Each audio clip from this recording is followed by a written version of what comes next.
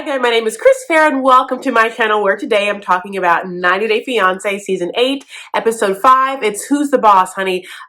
Give it to me. It's Tony Danza, it's Judith Light, it's Alyssa Milano, it's Betty. She's the boss. She's the boss, so. And Yara and Betty, bosses. This week I'm so sorry about my live. When I went live, I ended up having a full sinus attack, allergy attack during it, which is fun when you weren't expecting it. But then you just start sneezing and snotting everywhere. And then just trying to breathe. But it's gross. So sorry about that, but let's get into this edited recap. You're going to like this video, so go ahead and like it now. This is manifestation. This is secreting. This is maybe a new goal for you. Happy 2021.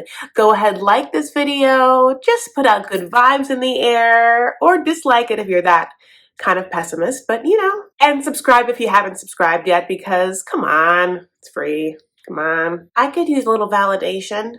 I haven't been validated in so long. Oh my God, could you imagine how long it's been since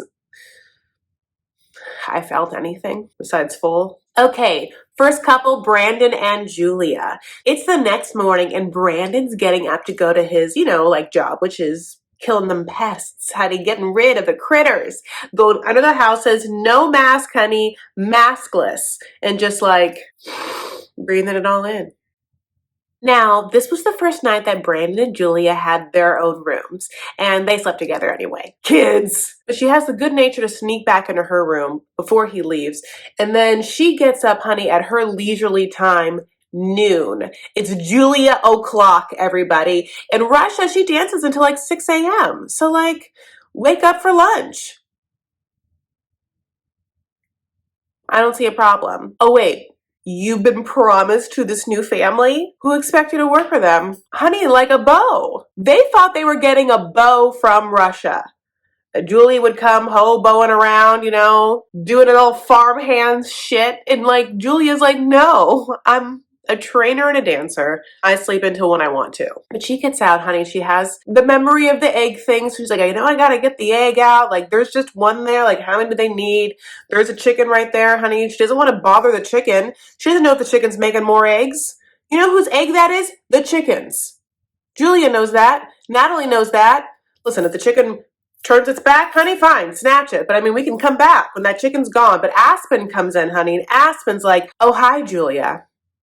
All the animals are real hungry because you've been sleeping on them. You've been sleeping on feeding them. She's like, isn't that your job? You're not petting that hairless cat and doing your bicep workouts? Anyway, Aspen is like, so you have to get up early and do that now. Can you do that? And Julia's like, no. Thanks for asking. No. But she goes back to the pigs, honey, and she has to do the pig work. She's not into it. And then, after all of that BS, finally Brandon comes home, just walks past her in Julia's room, goes right to his room. Hello? Hi? I'm standing on the soil right now for you. I just had the worst day of my life on your family's farm. She comes in, honey, she leans against like the banister. She's like, hey, hi. You busy in here, Brandon? Brandon's like, yeah, I'm busy. I'm stocking more of my protein powder. Yeah, I'm bulking up one day, honey, because I'm going to get Betty at some point. Aspen's teaching me how to like get at these guns. Mwah, mwah. I'm a bitch. Julia's like, I'm very tired. You know why? He's like, why? Well, I take care of animals all day. I hate it. It's a nightmare. I want to go home. I'm going to go home. And Brandon's like, cool, home. Yeah, big deal. And I'm going to get on top of that. But 15 minutes, we have lunch with Papa. He is going to drool all over you, honey, like you're a brand new pair of his dentures. Honey, he's going to have to fix a dent in his pants after he meets Julia. Shashing. Julia's like, why don't we have a choice, Brandon? Am I fucking see-through? Am I like Mrs. Cellophane? Like, Cellophane, Mrs. Cellophane, should have been my name, Mrs. Cellophane, 'cause you can look right through me, walk right by me, and never know I'm there. I speak enough English that people can ask me my opinion. I can say yes or no to many a thing, like, do I want to go and have dinner for the 14 billionth night in a row with your family when I haven't had one moment with you? Okay. We meet Betty's dad, Papa. He looks at Julia, honey, and he's like, do you want to share my salad? Can you imagine having a bite of that man's soggy salad?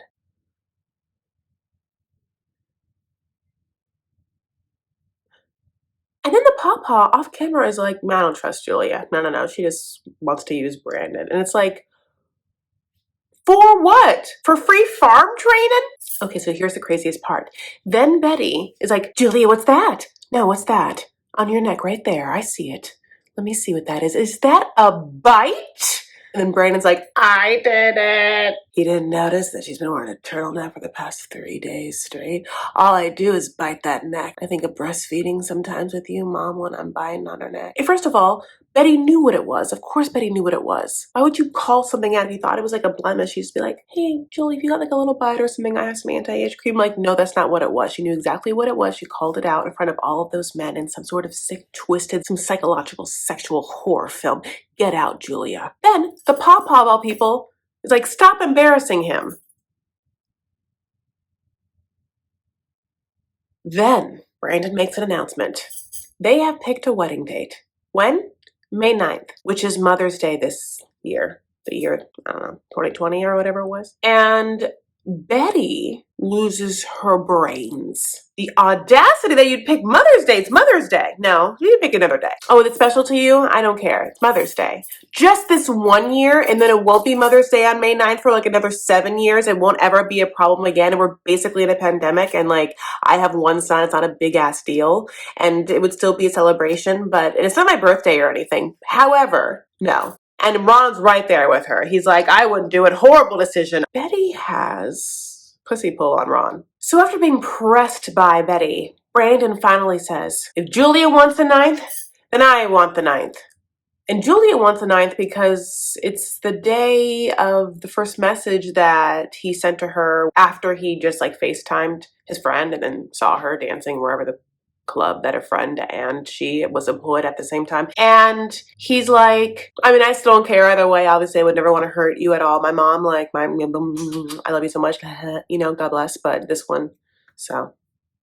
Then, after the episode, we got this weird segment of TLC trying to push their Discovery Plus, where they decided to do a bunch of 90-day content. Now, if only they could have found really great hosts that have A, knowledge of the program, B, obvious funny writing and hosting skills, and also C, a built-in fan base. Oh, you're just going to use Sean Robinson again and again? Cool. I mean, listen, I like Sean Robinson. She's a vibe.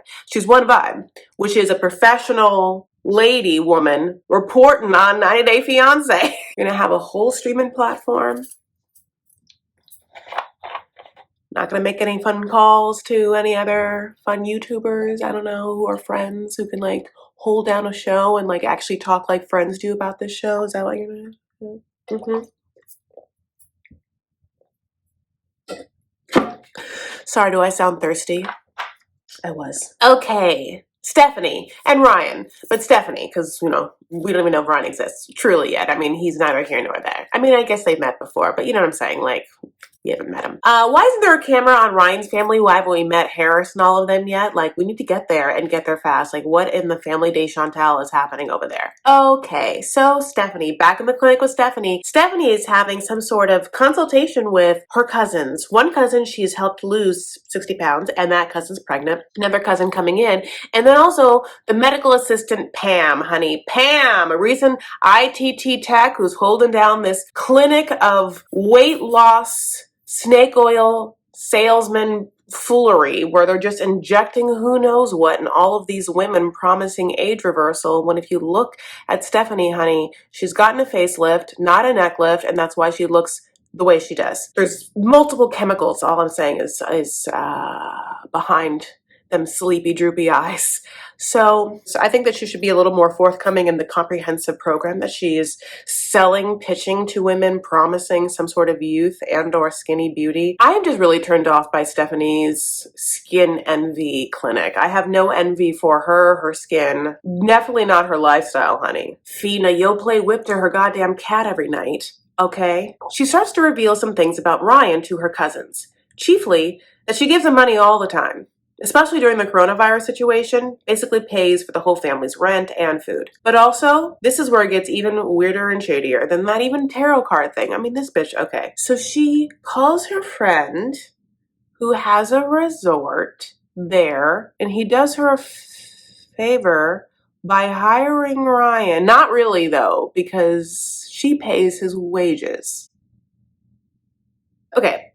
Obviously, this story would make sense if she was just like, you have a friend who runs sandals or whatever it is, got him a job as a busboy or a activities assistant for like a few bucks an hour. But I don't understand why she's paying for it. Is he an able-bodied man? Then why can't he get a real job there? And this like craziness of like, I just want him to have confidence. Between the 2 episodes of 1 and 2 of meeting her, it just got really depressing this episode where I just was suddenly like, oh God, you are not the look. Her cousins and the Pam, you know, like, but they all feel for Stephanie because they've never seen her serious with anyone besides the cat, you know, and like, it's sad. She also is waxing poetic about the fact that she thinks she's going to go get engaged the next time she goes because he has asked her to bring her mother's ring so he doesn't have to buy her one. People in the 90 Day streets think that Stephanie should hook up with David, of David and Lana from 90 Day, you know, because they're both older and successful and love cats and weird. Plus, he likes blondes. She doesn't have that Russian accent, that like Natasha Bullwinkle accent that he so enjoys, but I mean,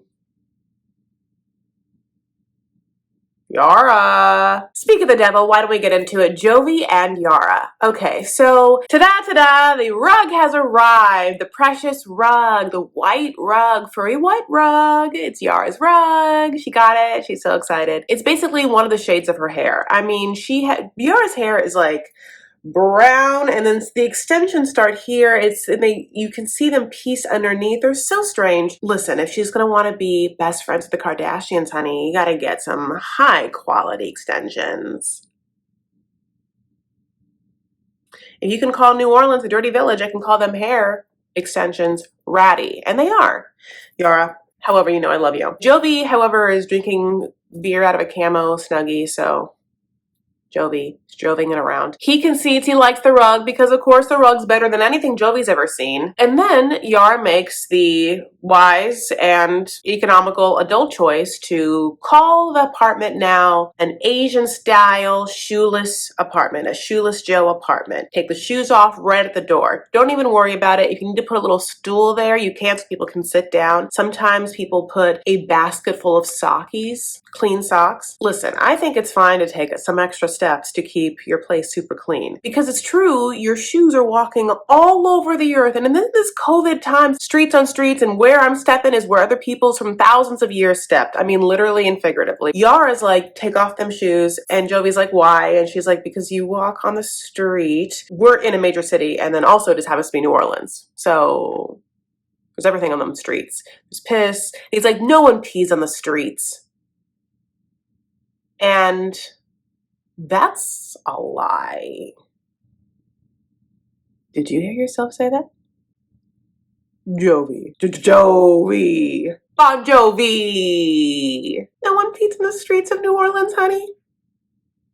I peed on the streets of New Orleans. I'm sure I have. I'm sure at what point, probably don't remember. I know friends that have peed on the streets of New Orleans. There's so much pee of people I know on the streets of New Orleans alone over the years, probably tracked already in the millions of apartments all over New Orleans. And I am sorry, but let's be honest about it. And it's more than pee. I think we know some other things that it could be that would be more than pee. You don't want to get in the wet rug. Yeah, and then they play this game of like, well, what do you want, Yara? And Yara's like, I want $1 million. I also want a $23 million apartment. I also want to be best friends with Kylie Jenner and Kim Kardashian. And, I want to like help Kim through the divorce with Kanye. And I also want to be actually totally dating a different person. Cristiano Ronaldo is a person. Like that like really tan, possibly gay soccer player, big deal soccer player that anyone that's not American is obsessed with, and every American's like, we don't care about you.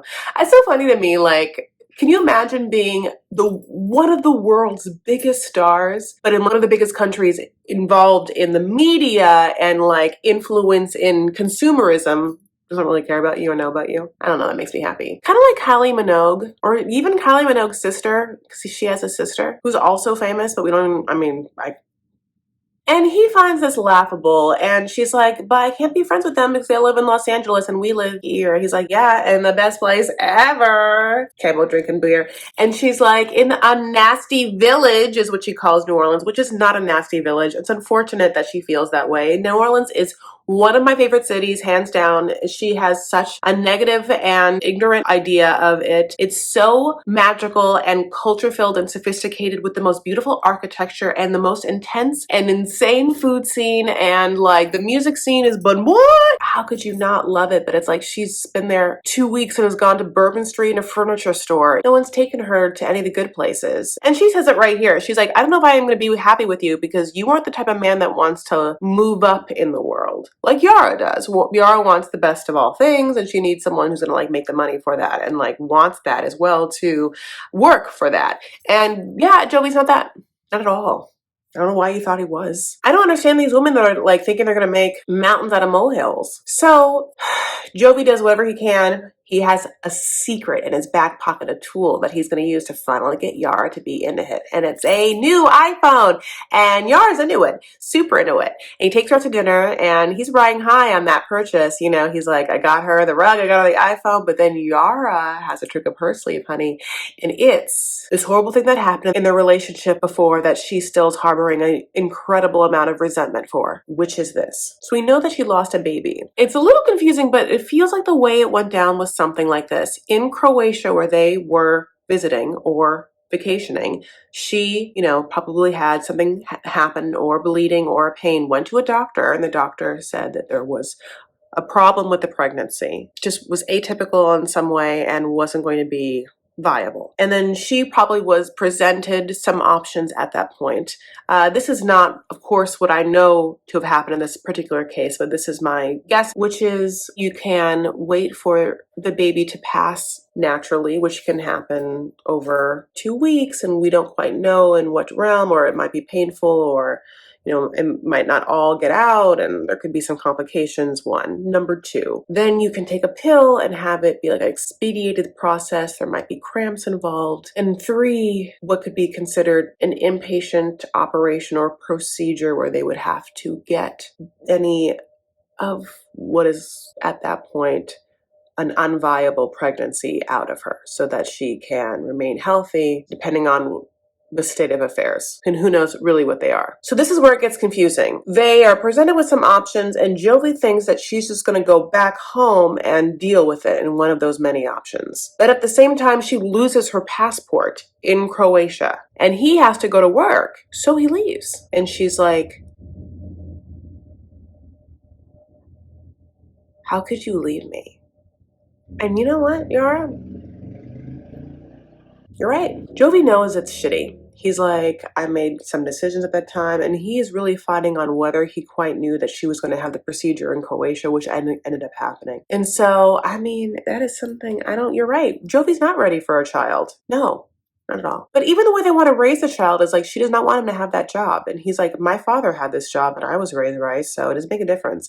I am going to be gone a month, but then a whole month I'll be there every day. And she's like, I can't be alone. I'm in a foreign country with no one. At least we're talking about it now. This is what it's for. Mike and Natalie. Okay, honey, they were like feeding fishies or whatever. And then Mike's like, I'm going to like do some fun things. The fun things are fireworks in the middle of the day. We all love how fun it is to shoot fireworks off in the middle of the day where you really can't see anything at all. And Natalie, like on her high and mighty animal vegan pedestal, is like, no, you are going to scare the fish. Everyone knows you scare fish and they die.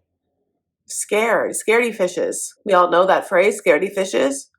Mike's like, no, bitch, like, this is my pond. I do this all damn day. I have nothing to do but literally Bo and I come out here and get and then shoot shit in the air. Them fishes are fine. They're used to it. That's what they know, it's daytime. Then we see her cleaning, which we knew that she was gonna do, honey. And we get to see, like, what's Natalie like cleaning? Can she sweep? I'm not quite sure. What's that? When it comes to laundry, I understand that high efficiency machines can be somewhat foreign. So she's like, I need softener. You know, so she gets a bottle and she's like, look, softener, you know, and it's absolutely bleach. You know, it's like the bleachiest looking of bleach, you know, and you know the cameraman's like,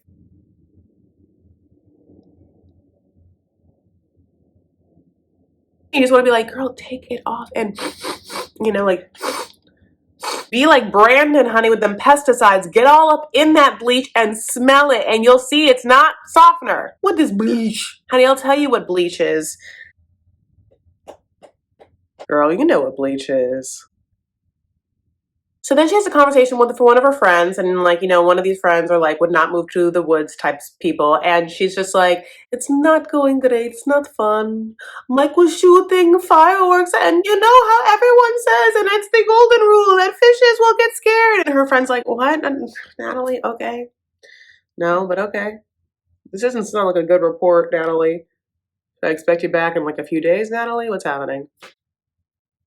That cat doesn't like Natalie, honey, and Natalie does not like that cat. This whole time she's been like running away from that cat and like cleaning. She's been thinking about all the problems that she has with Mike in this situation because she's not happy, as we know. And Mike finally gets back from work because we learned that Mike has a bananas work commute, which is 3 hours each way. Oh, God, 6-hour daily commute to work. That is so, God, the gas alone. Oh my God. But honey, it's time to take her to them waterfalls she's been missing. So he does, and a hotel for the night and dinner. And so they go to dinner. He orders red wine and a tomahawk steak. And that is my dream. Like, all I want is a husband to drink like a bottle of red wine with and share like a big piece of steak with every night. Like I'll have like a smaller amount, you know, but then like we'll have sides. We just like share it every night, like two cave people together. Oh, drunk cave people. Anyway, that's not Natalie's dream. Not at all, honey. She's like, you're going to drink? No, I have hot tea. And then when the steak comes, honey, she has the audacity to be like, lives were lost for your steak. Meanwhile, bitch ordered scallops. Ordered scallops. I talked to Wa about it because I just want to make sure it's a barnacle of some kind, a fishy barnacle, a fishy oceany barnacle that is alive at some point. And guess what? One cow made the tomahawk steak and probably fed 10 other people in that restaurant, and you had 5 lives lost on your plate. You are not vegetarian. I don't understand. It's called pescatarian. It's called lacto-ovo-pescatarian. That's what you are. It's fine, but like, it's not so hard to know a word. When I look at the waterfalls, it's truly beautiful, and I really, really, really love that rush that I've only recently experienced standing in front of a waterfall. It is the power and the majestic energies being forced. The water just at a constant speed is overwhelming. The energy like dives into your body and you're somewhat paralyzed just taking it in. I can see why she'd want to get engaged in front of a waterfall. He doesn't get on bended knee, but he does pick her up. And at one point, I think he'll almost throw her over, but not really. Haha. Then they dance on the steps like singing in the rain. And then they go to eat something. And guess what? Natalie's not happy because she thinks that he specifically to offend her took her to a brewery. I just assume the options around the vicinity were probably not like full of vegetarian friendly spots. The brewery probably was just the easy option. You don't have to have beer. But what happened was previously at the tomahawk steak dinner, she, for some reason, got Mike to tell her that he'll stop eating meat as a challenge to prove to her that he respects her, which is a shitty way of doing it because all it does is prove to us that she doesn't respect him. Not his religion, not his eating habits, not nothing. And he was never going to live up to this challenge. He's gone like 21 hours out of the day. I mean, he was just like, yeah, Natalie, sure, I will do that. You know, whatever, because like, I'm just going to eat whatever I want. To the point where when they sit down at this brewery, he orders brisket nachos. And she gets pissed. At one point, she's like, you're slurring your words or you're like muttering. She's pissed. He's like, okay, love, well, why don't you just tell me when I can repeat something clear so you can hear it? It was like done in a polite tone, but I also feel like he's gonna kill her. He hates her. Oh my god. Oof. Bo's gonna be back here like bearing a body soon. So Natalie's like, can we pick a wedding date? And he's like, no, I'm not ready for that. You're a bitch. I'm not ready to marry you. And then he orders dessert, and dessert is a root beer float, which, oh my god, of all desserts, I'm sure there was like something yum and warmy, like a peach cobbler on that menu. Like there was a brownie sundae that he said no to, but a root beer float. Honey, and she has some, but then she looks at the menu and says, there's the word beer in it? Is there alcohol? She goes through the roof that he's just like serving her alcohol, and it's like, no, love, no. But because he could kill her at any moment with them like cold, emotionless eyes, and she's like pushing. You just never really know. Tariq and Hazel. Okay, now Hazel is in America. He wants to take her to an American breakfast, and really it's like a Southern American breakfast, which is totally great and fine. And she's used to rice, which I love, like a crispy rice bowl. But I also love hash browns and bacon, which she doesn't have. But she does get to have chicken and waffles, French toast, grits, and scrambled eggs. All these men are just trying to like fatten up these foreign brides, and they're all just like, this is so much food and it's so sweet. And they're like, too sweet, you say? Try the syrup. Hazel's like, I'm gonna get fat here, honey. And she is wearing the same Target dress that I own. It's fine. I gotta say no to fast fashion in 2021. I think that should be my goal. Nevertheless, the food at Hair of the Dog Diner sounds great. We do get to see some of Hazel's sparkling personality when she jokes about such things. And then we get to hear how nervous she is to meet Tariq's daughter, which she should be. Tariq's like, aren't you so excited you're gonna have a daughter? And she's like, they're going to go look at places to get married, to get hitched, honey. And in the, okay, neither here nor there version of Hazel, she wants to get married in a church because she's uber religious. But also like, let's find us a girlfriend. So Tariq decides to take her to his church, his spiritual home base, if you will, which is this meditation center that was, I guess, founded by a hypnotist. What in the Celebrity Center BS is this, honey? What in the Nexium? The manager is like, I think I've seen you before. I've been here 17 years. The guy's like, uh-huh. Look at this fancy sofa that our famous hypnotist yogi / hypnotist guru used. Hazel's like, Tariq's like, look at the stained glass windows. They are like this short. So weird. Why put tiny windows in? I would never understand that. Why tiny windows? He's like, do you like it? She's like, not at all. Nope, not at all. I want a church. I'm going to get a church. I want a church. Guess who's getting a church? Us. This is not a church. This is some weird hypnotist cult. Fucking, I don't know what you're doing, but like, let's just say, give me back to them screaming banshees in tongues, because that place feels safer than this place. I don't know what they do on that couch. Okay, Rebecca and Zayed, honey, the two lovebirds are finally almost reunited. Rebecca's getting ready. She made the choice to not live with her neo-Nazi son-in-law and daughter, and last minute got a place. Deja vu, though, it's the same apartment that she lived with her last ex-husband, who's also from an Islamic country and is younger than her. Zayed, who, at 27, is the same age as Brandon. For some reason also, talk about hoboing around, Rebecca is using a grocery cart to bring up what looks like her mail. And there's not a lot of furniture yet, or any furniture, but there are some really beautiful exposed bricks. I already like this place. I think it's cute. I mean, listen, it's definitely going to be fine for Zayed, who just needs a place to sit down and play PlayStation all day. So, okay. She's like, all I want to do is cook for him and clean for him and make him happy. And she's like crying about just thinking about him on her floor bed. Also afraid of when she's going to tell him that she lived in the very same place with her ex. We pick up with Zayed, honey, and Zayed has gone through a transformation, honey. It's a little butterfly. Look at the staying alive Zayed, honey. Like, ha, ha, ha, ha, staying alive, ha, ha, ha, staying alive.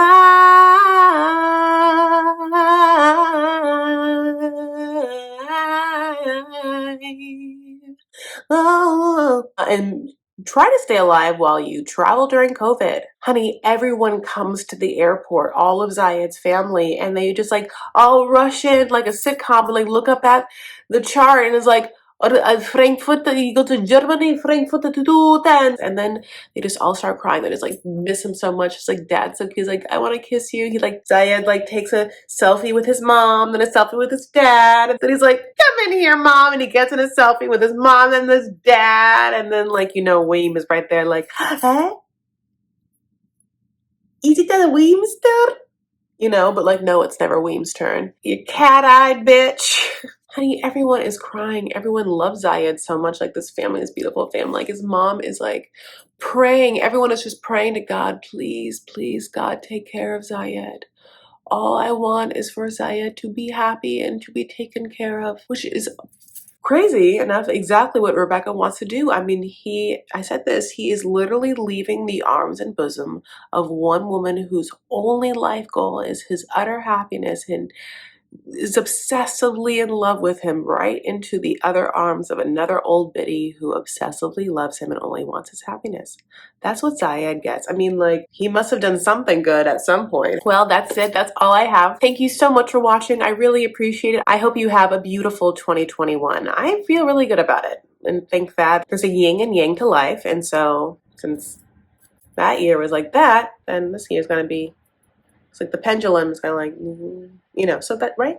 That's how life works. Please like and subscribe to this video. If you want to follow me on Instagram and Twitter, I'm at Chris L. Farah. And of course, you can also find my secret Facebook group, Vanity Farah, where I always post before I go live and such things. Other than that, I wish you all the best. Take care of yourselves and each other. Stand up for what you believe in, make art. Okay, bye, boos.